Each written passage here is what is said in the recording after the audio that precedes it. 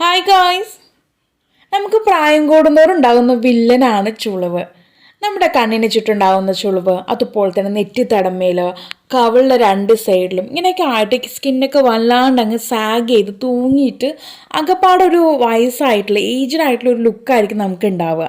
പണ്ടെന്നൊക്കെ പറയുമ്പോൾ ഒരു 40-45 വയസ്സ് കഴിയുമ്പോൾ തന്നെ അവർക്ക് ആ ഒരു ഫേസിലൊക്കെ അങ്ങനെ വല്ലാണ്ട് അങ്ങോട്ട് ചുളിവും കാര്യങ്ങളൊക്കെ വീണ് ആ ഒരു വയസ്സത്തെ ലുക്കായിരിക്കും ഉണ്ടാവുക, അല്ലെങ്കിൽ ഒരു വയസ്സന്മാരുടെ ലുക്കായിരിക്കും അവർക്ക് ഉണ്ടാവുക. പക്ഷേ ഇന്നത്തെ കാലത്ത് അങ്ങനെയൊന്നും അല്ല കേട്ടോ.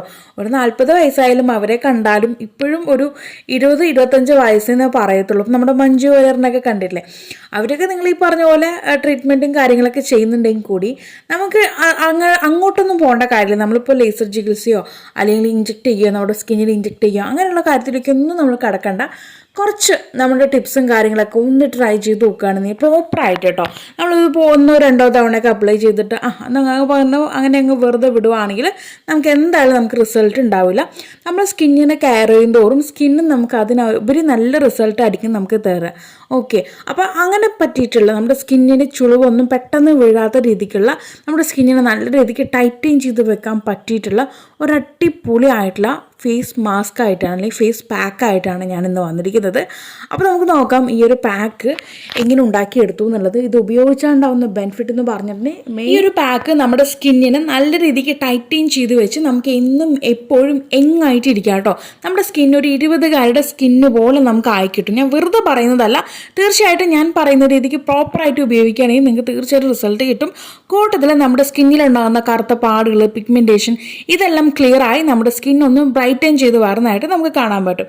അപ്പോൾ ഗൈസ്, ഈ ഒരു പാക്കിന് വേണ്ടിയിട്ട് ഞാനിവിടെ ഒരു പഴത്തിൻ്റെ തോലാണ് എടുക്കുന്നത്.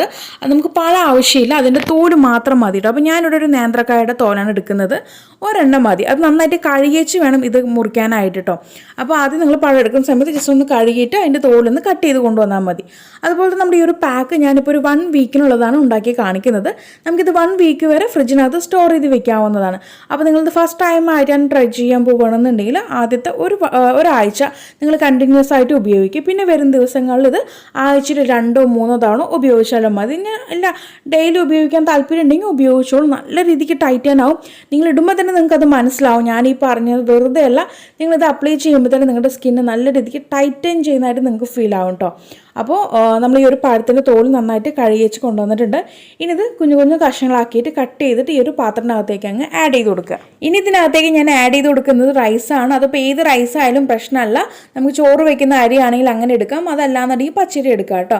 അത് ഞാനിവിടെ 1 ടേബിൾ സ്പൂണാണ് ചേർക്കുന്നത്. ഒരു നേന്ത്രപ്പഴത്തിൻ്റെ തൊലിക്ക് 1 ടേബിൾ സ്പൂൺ റൈസ്, ഇതും കൂടി ചേർത്ത് നമ്മൾ 200 ml വാട്ടർ, വെള്ളം, ഈ ഒരു ഗ്ലാസ്സിൽ കാണിക്കുന്ന വെള്ളമാണ് ചേർത്ത് കൊടുക്കുന്നുണ്ട്. ഞാൻ വീണ്ടും ഇതിനകത്തേക്ക് വെള്ളം ചേർത്ത് കൊടുത്തായിരുന്നു, അതുകൊണ്ട് എനിക്ക് ഇച്ചിരി ഒന്ന് ലൂസായി പോയെന്ന് ഡൗട്ട്. അപ്പോൾ അതുകൊണ്ട് 200 ml വാട്ടർ മതിയാകും കേട്ടോ. അതും കൂടി ചേർത്ത് നല്ല രീതിക്ക് അങ്ങ് തിളപ്പിച്ച് നമ്മളിത് വേവിച്ച് കൊണ്ടുവരികയാണ്. ഏകദേശം ഒരു 10-15 മിനിറ്റ് മതിയാവും നമുക്കിതൊന്ന് കുക്കായി കിട്ടാൻ വേണ്ടിയിട്ട്. അപ്പോൾ നല്ല രീതിക്ക് വെന്ത് വന്നതിന് ശേഷം ഇനി ഇതങ്ങ് മിക്സി ബൗളിനകത്തേക്ക് അങ്ങ് ആഡ് ചെയ്ത് കൊടുക്കാം. എന്നിട്ട് നല്ല രീതിക്ക് അങ്ങ് അരച്ച് മഷി പോലെ അങ്ങ് ആക്കി കൊണ്ടുവരാം. അപ്പോൾ ഇച്ചിരി തണുക്കാനായിട്ട് സമയം കൊടുത്ത് ചെയ്യുവാണെങ്കിൽ അത്രയും നല്ലത് കേട്ടോ. അപ്പോൾ നല്ല രീതിക്ക് ഞാനിവിടെ അരച്ച് കൊണ്ടുവന്നിട്ടുണ്ട്. അപ്പോൾ ഞാൻ നേരത്തെ പറഞ്ഞിട്ടുണ്ടായിരുന്നു വെള്ളം കൂടി പോകരുതെന്ന് കേട്ടോ. ആ ഒരൊറ്റ ഗ്ലാസ് വെള്ളം മാത്രം മതി. ഞാനിവിടെ എക്സ്ട്രാ ആഡ് ചെയ്ത് കൊടുത്തുകൊണ്ട് എനിക്ക് ചെറിയൊരു രീതിക്ക് ലൂസ് കൺസിസ്റ്റൻസി ആയോ എന്ന് ഡൗട്ട് ഉണ്ട്. അപ്പോൾ നിങ്ങൾ ഇച്ചിരി കട്ടിയായിട്ട് തന്നെ ഉണ്ടാക്കിയെടുക്കാനായിട്ട് നോക്കുക. അപ്പോൾ ഞാനിത് മിക്സി ബൗളിനകത്ത് അടിച്ച് പേസ്റ്റാക്കി കൊണ്ടുവന്നിട്ടുണ്ട്. ഇനി നമുക്കിത് ഒരു ഇതുപോലെ കാണിക്കുന്ന സ്റ്റീലിൻ്റെ ഫിൽറ്റർ ഉപയോഗിച്ചിട്ട് നമ്മളിതങ്ങ് ഫിൽറ്റർ ചെയ്ത് കൊണ്ടുവരാണ് കേട്ടോ. നമ്മുടെ ആ ഒരു കൂട്ട് ഫിൽറ്റർ ചെയ്ത് കൊണ്ടുവരാണ്. തുണി ഉണ്ടെങ്കിൽ തുണിയിൽ നിങ്ങൾക്ക് പിഴിഞ്ഞെടുക്കാം. എനിക്ക് തോന്നുന്നു തുണീനേക്കാളും നല്ലത് ഇതുപോലത്തെ ഒരു ഫിൽറ്റർ ഉപയോഗിച്ച് ചെയ്യുന്നതായിരിക്കും. അതാകുമ്പോൾ നമുക്ക് പെട്ടെന്ന് കിട്ടും. തുണിയിലൊക്കെ ആകുമ്പോൾ ഇച്ചിരി പാടാണ്. അപ്പോൾ ഇതുപോലത്തെ ഒരു അരിപ്പ ഉണ്ടെങ്കിൽ അരിപ്പയ്ക്കകത്ത് ഇട്ട് വേണം നിങ്ങൾ ചെയ്തെടുക്കാനായിട്ട്. അപ്പോൾ നല്ല രീതിക്ക് തന്നെ ഞാൻ ആ ഒരു കൂട്ടിനെ അങ്ങ് അഴിച്ച് കൊണ്ടുവന്നിട്ടുണ്ട്. ഞാൻ വീഡിയോ എടുക്കുന്ന സമയത്ത് പെട്ടെന്ന് അങ്ങ് കറണ്ട് പോയിട്ടോ. അതാണ് നമ്മുടെ വീഡിയോയുടെ ബാക്ക്ഗ്രൗണ്ട് അങ്ങ് ബ്ലാക്ക് മോഡായി പോയത്. ഓക്കെ, അപ്പോൾ നമുക്ക് ഇത്രത്തോളം ആ ഒരു കൂട്ട് കിട്ടിയിട്ടുണ്ട്. ഇനി ഇതിനകത്തേക്ക് കുറച്ച് കാര്യങ്ങളൂടെ ആഡ് ചെയ്യണം കേട്ടോ, എങ്കിൽ മാത്രം നമ്മുടെ ഒരു പാക്ക് ആവത്തുള്ളൂ. ഇനി ഇതിനകത്തേക്ക് ഞാൻ ഫസ്റ്റ് ആയിട്ട് ആഡ് ചെയ്ത് കൊടുക്കാൻ പോകുന്നത് കോൺസ്റ്റാർച്ചാണ്. കോൺസ്റ്റാർച്ചോ അല്ലെങ്കിൽ കോൺഫ്ലോർ, നമ്മുടെ ചോളപ്പൊടിയില്ലേ, അതിൻ്റെ സ്റ്റാർച്ച് ആണെങ്കിലും കുഴപ്പമില്ല, ആ പൊടിയാണെങ്കിലും കുഴപ്പമില്ല. അത് ഞാൻ 1 ടേബിൾ സ്പൂണോളം ചേർക്കുന്നുണ്ട്. പിന്നീട് നമുക്ക് വേണ്ടത് പാൽപ്പൊടിയാണ്. പാൽപ്പൊടി നല്ല ബ്രാൻഡിൻ്റെ തന്നെ നോക്കി മേടിക്കുക, നമ്മൾ ഫേസിലേക്ക് ഉപയോഗിക്കുന്നതുകൊണ്ട് തന്നെ. അതും ഞാൻ ഈ ഒരു കാണിക്കുന്ന ആ ഒരു ടേബിൾ സ്പൂണിൽ തന്നെ 1 ടേബിൾ സ്പൂണോളം പാൽപ്പൊടിയും കൂടി ചേർത്ത് കൊടുക്കുന്നുണ്ട് കേട്ടോ. അപ്പോൾ അളവുകൾ പ്രത്യേകം ശ്രദ്ധിക്കുക. ഞാൻ ഈ പറഞ്ഞ അളവിൽ വേണം നിങ്ങൾ ചെയ്തെടുക്കാനായിട്ട്, എങ്കിൽ മാത്രമേ നിങ്ങൾക്ക് ആ ഒരു തിക്കായിട്ടുള്ള കൺസിസ്റ്റൻസിയിൽ കിട്ടത്തുള്ളൂ. ഇനി നമുക്ക് വേണ്ടത് അതേ ടേബിൾ സ്പൂണിൽ തന്നെ 1 ടീസ്പൂണോളം ചെറുനാരങ്ങയുടെ നീര് കൂടി ചേർത്ത് കൊടുക്കുന്നുണ്ട്. അപ്പോൾ ഇത്രത്തോളമാണ് നമ്മുടെ ഈ ഒരു കൂട്ട്. ഇനി ഇവയെല്ലാം കൂടി നല്ല രീതിക്ക് അങ്ങ് മിക്സാക്കി കൊണ്ടുവരാണെന്നുണ്ടെങ്കിൽ നമ്മുടെ ഫേസ് പാക്ക് റെഡി ആയിട്ടോ.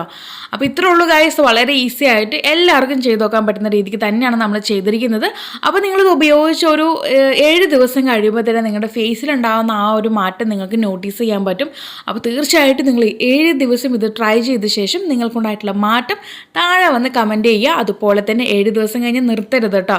കണ്ടിന്യൂസ് ആയിട്ട് ഉപയോഗിച്ച് വരികയാണെന്നുണ്ടെങ്കിൽ സൂപ്പർ റിസൾട്ട് ആയിരിക്കും. നിങ്ങളുടെ സ്കിന്ന് എന്നും എപ്പോഴും എങ്ങായിട്ടിരിക്കും. ഞാൻ 20 വയസ്സുകാരുടെ ചർമ്മം എന്ന് പറഞ്ഞാൽ 20 വയസ്സിലോട്ട് പോകുകയല്ല, നമ്മൾ അങ്ങനെ അങ്ങ് 20 വയസ്സുകാരെ പോലെ ആവുമെന്നല്ല ഞാൻ ഉദ്ദേശിക്കുന്നത്. നമ്മുടെ സ്കിന്ന് ആ ഒരു 20 വയസ്സുകാരുടെ സ്കിന്ന് പോലെ ആവുമെന്നാണ് ഞാൻ പറയുന്നത്. നമ്മുടെ ഫേസിൽ ചുളിവുകളോ പാടുകളോ ഒന്നും ഇല്ലാതെ നല്ല ക്ലിയർ ആൻഡ് സോഫ്റ്റ് സ്കിന്നായിരിക്കും നമുക്ക് കിട്ടുക കേട്ടോ. അപ്പോൾ 7 ഡേയ്സ് ചലഞ്ച് പോലെ നിങ്ങളിതൊന്ന് ഉപയോഗിച്ച് നോക്കുക. എന്നിട്ട് നിങ്ങൾക്കുണ്ടായിട്ടുള്ള മാറ്റം താഴെ കമൻറ്റ് ബോക്സിൽ ആഡ് ചെയ്യാൻ മറക്കരുത് കേട്ടോ. അപ്പോൾ ഇത് നമ്മളിത് ഉപയോഗിച്ച് 30 മിനിറ്റ് കഴിഞ്ഞ ശേഷം നമുക്ക് ചെറു ചൂടുവെള്ളത്തിലോ അല്ലെങ്കിൽ നോർമൽ ആയിട്ടുള്ള വെള്ളത്തിലോ നമുക്ക് ഉപയോഗിച്ച് കഴുകിക്കളയാവുന്നതാണ്. അപ്പോൾ എല്ലാവരും ഒന്ന് ട്രൈ ചെയ്ത് നോക്കുക.